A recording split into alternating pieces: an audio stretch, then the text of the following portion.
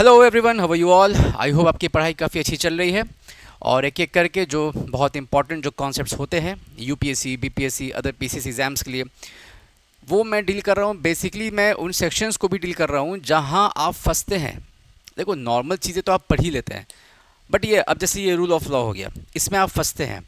Principle of natural justice, आप यहाँ फंसेंगे। इन सब चीज़ों को लेकर के मैं आपके सामने आ रहा हूँ सो दैट आप कंफर्टेबल रहें। यदि एग्ज़ाम में कुछ लिखने का सिचुएशन हो, कहीं कुछ बोलने का हो, या कहीं ऑब्जेक्टिविटी में या ऑब्जेक्टिव क्वेश्चंस को टिक करने का यदि कुछ सिचुएशन बने, you can feel very comfortable, right. देखिए, आज का जो टॉपिक है वो है रूल ऑफ लॉ। क्या है रूल ऑफ लॉ? पहले तो हम लोग वर्ड को ही यहाँ पे तोड़ देंगे।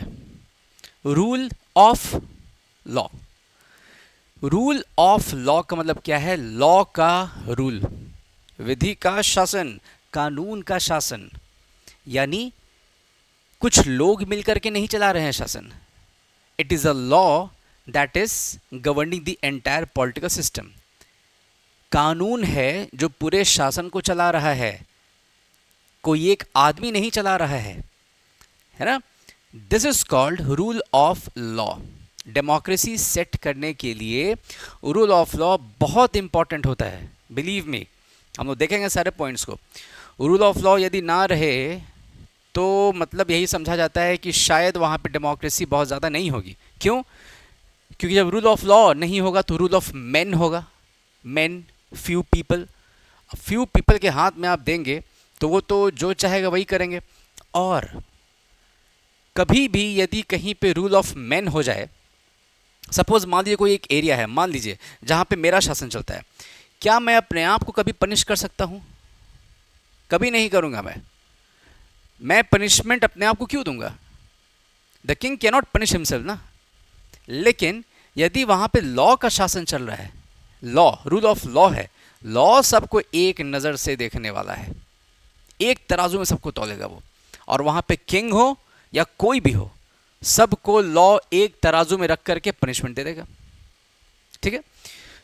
तो ये डायग्राम देखिए, या ये आप इमेज देखिए, बहुत ही शानदार सा इमेज है। और मैं जेन्युइनली एक्सपेक्ट नहीं कर रहा हूँ कि आप लोग कमेंट बॉक्स में ये बता पाएँ कि ये किस मूवी का सीन है। बहुत पहले की मूवी है। आप लोग में से बहुत सारे बच्चे होंगे जिनका शायद उसमें जन्म भी शायद आई थिंक नहीं हुआ होगा, है ना। ज़बरदस्त मूवी थी। मतलब सनी देओल थे इसमें, बॉडी वॉडी काफ़ी ज़बरदस्त तरीके से दिख रहा था उनका, और काफ़ी, है ना, ज़बरदस्त मूवी थी। ओम पुरी जी यहाँ पे इस मूवी में, वैसे आप लिख सकते हैं कमेंट बॉक्स में, मैं आपको रोक नहीं रहा हूँ। You can answer in the comment box that ये इमेज किस मूवी का है। तो इस फोटो में देखिए, आपको दिख रहा है कि ओम पुरी जी हैं, काफ़ी शानदार सा देखिए, यहाँ पे इनका अटायर भी है। और यहाँ पे देखिए ये दो मुस्तंडे हैं जो कि, है ना, पनिशमेंट दे रहे हैं इनको।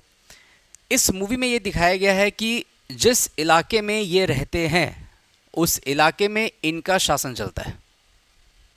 यानी आप कह सकते हैं कि इनके एरिया में रूल ऑफ लॉ नहीं था, इनके एरिया में रूल ऑफ मैन था। मैन मतलब कोई फ्यू पीपल। अब यहाँ पे फ्यू पीपल भी यही हैं, इन्हीं का शासन चल रहा था। ये जो बोलते थे वो कानून होता था, है ना। इसलिए मैंने इस इमेज को यहाँ पे रखवाया है कंटेंट टीम से, ताकि आपके दिमाग में फिट हो सके कि अच्छा अच्छा अच्छा sir, rule of law, rule of man, they are two different things. ठीक है, मैं बहुत डिटेल में समझाने वाला हूँ इस टॉपिक को, घबराइए नहीं। बहुत इंपॉर्टेंट टॉपिक है ये, मेंस में बहुत काम आता है, पीटी में भी, है ना, बहुत काम आएगा ये। आइए देखते हैं। देखिए बेसिक्स, सबसे पहले क्या क्या हो सकता है। सबसे पहला पॉइंट क्या है? रूल ऑफ लॉ का कॉन्सेप्ट किसने दिया? It was given by A V dicey. याद कर लीजिएगा, ए वी डाइसी जी ने रूल ऑफ लॉ का कॉन्सेप्ट दे करके रखा है। और देखिए यहाँ पे लिखा गया है, रूल ऑफ लॉ का मतलब क्या होता है? Rule of law and not of main. कुछ लोगों का शासन नहीं होगा, मतलब लोग ही शासन करेंगे, लेकिन लोग शासन करेंगे according to law, not according to their wish. वो जो चाहें वही कर लें नहीं हो सकता है यदि उस कंट्री में या उस जगह पे रूल ऑफ लॉ का कॉन्सेप्ट है। क्लैरिटी बैठा? Third point very important, very very important. देखिए, लेक्स रेक्स। देखिए मैं समझाता हूँ, बहुत ही इंटरेस्टिंग है ना। आप जब कहीं बोलेंगे ना 10 लोगों के बीच में, तो लोगों को समझ में आएगा कि हाँ आपकी कुछ पढ़ाई चल रही है। ठीक है, रूल ऑफ लॉ तो सब बोलेंगे, एविडेंस सब बोलेंगे, आप बोलिए लेक्स रेक्स, सब सोचेंगे क्या कुछ दूसरा, कहीं किसी और देश की भाषा है। हाँ ठीक है, भाषा तो चलिए। लेक्स रेक्स का देखिए मतलब क्या है। लेक्स का मतलब होता है लॉ, रेक्स का मतलब होता है किंग। लॉ, किंग, अब दोनों को जोड़िए, लेक्स रेक्स। यदि मैं आपसे कहता हूं लेक्स रेक्स मतलब क्या हो गया, लॉ इज किंग। लेक्स का मतलब क्या था, लॉ, रेक्स का मतलब था किंग। मैं कह रहा हूं लेक्स रेक्स, साथ में मैं जोड़ के बोल रहा हूं, मतलब लॉ इज किंग। यही है ना, मैंने बताया आपको स्टार्टिंग में ही, मैंने आपको बताया रूल ऑफ लॉ का मतलब ही होता है लॉ जो है वो सबसे ऊपर होगा, उससे ऊपर कोई नहीं होगा। कुछ लोग शासन करेंगे जरूर, क्योंकि लोग ही कर सकते हैं, लेकिन लॉ के अकॉर्डिंग करेंगे वो। और इसलिए यहां पे आप देखिए lex rex, rule of law is lex rex, मतलब रूल ऑफ लॉ के अंतर्गत लॉ जो होता है वो किंग होता है। लेकिन यदि मैं आपसे पूछूं इस इमेज में क्या लेक्स रेक्स अप्लाई होता है, क्या लॉ इज किंग?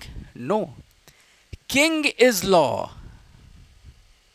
ये किंग ही है ना एक तरह से, आप यहां मान के चलिए, किंग इज लॉ। तो यानी कि यहां पे इस सिचुएशन के लिए आप इन दोनों वर्ड्स को पता है क्या करेंगे, बस आके पीछे कर देंगे। लेक्स रेक्स का यदि मतलब होता है लॉ इज किंग, तो रेक्स, लेक्स का मतलब क्या होगा, किंग इज लॉ। तो यहां पे आपको यही लिखना था, या आप समझने के समझ सकते हैं, this is the situation of rex lex. Rex का मतलब होता है किंग, लेक्स का मतलब होता है लॉ, किंग इज लॉ। समझ रहे हैं आप? तो ये बड़ा इंपॉर्टेंट था लेक्स रेक्स।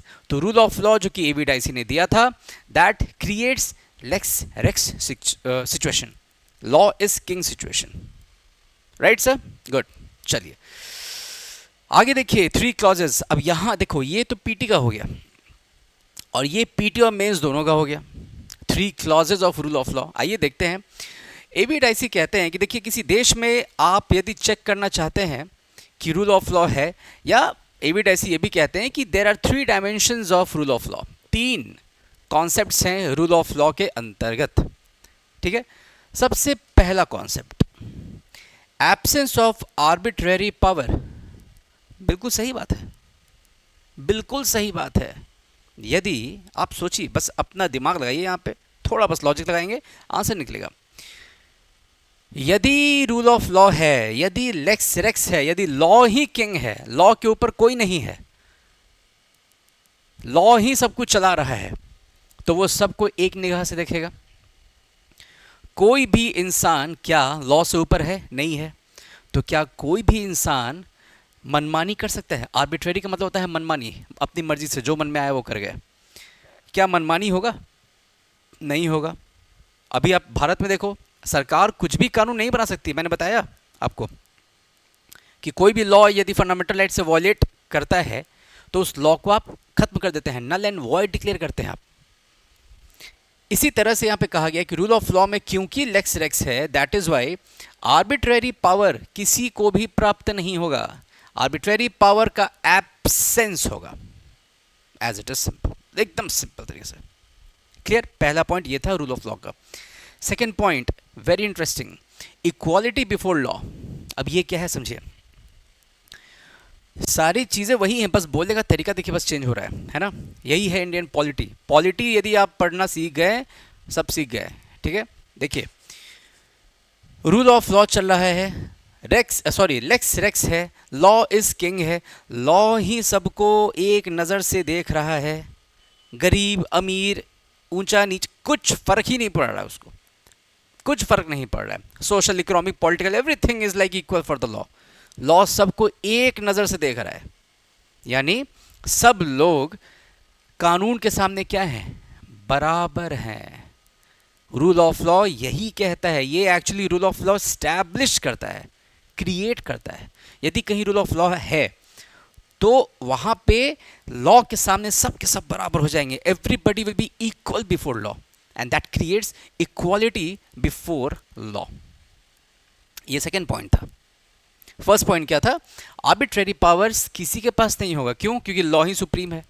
और सेकेंड, क्योंकि लॉ सुप्रीम है तो वो सबको एक नज़र से देख रहा है, दैट इज वाई उस नज़र के कारण इक्वालिटी बिफोर लॉ जो है वो क्रिएट होता है। And third point which is the very the most important point आपके लिए, बिकॉज आप इंडियन पॉलिटी पढ़ रहे हैं, ये मैं समझाऊंगा कैसे।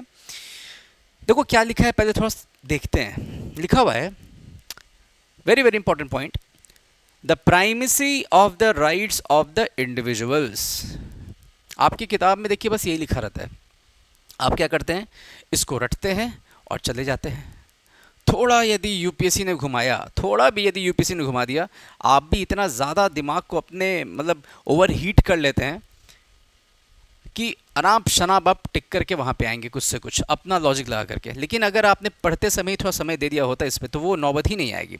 कैसे? देखिए, यहाँ लिखा गया है कि ये जो राइट्स ऑफ द इंडिविजुअल हैं, यानी मेरे आपके जो राइट्स हैं ना, rights fundamental rights, they are of primacy nature, यानी वो प्राइमरी हैं। मतलब पता है क्या है?